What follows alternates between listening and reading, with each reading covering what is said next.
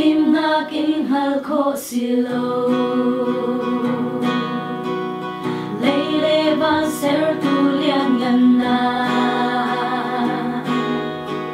si ban se kamal kho mi chu kanum na kham tu asi hey lo na chan tu kan ve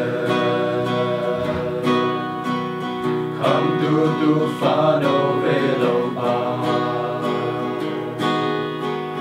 niswa mi ke marong amo so manu ka come to bo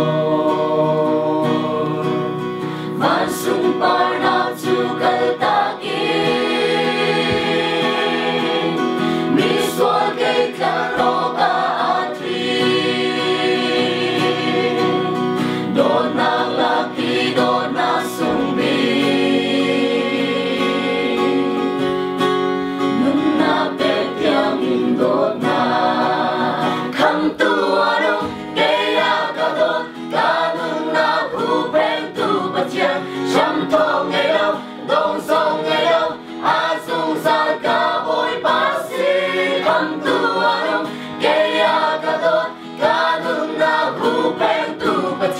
Trăm thong ngày đâu, đông sông ngày đâu, a sung san ca bồi bát si.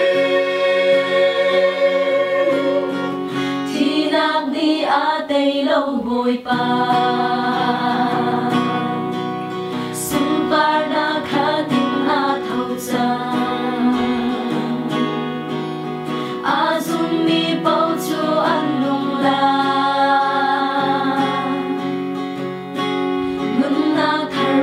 Tu Jesus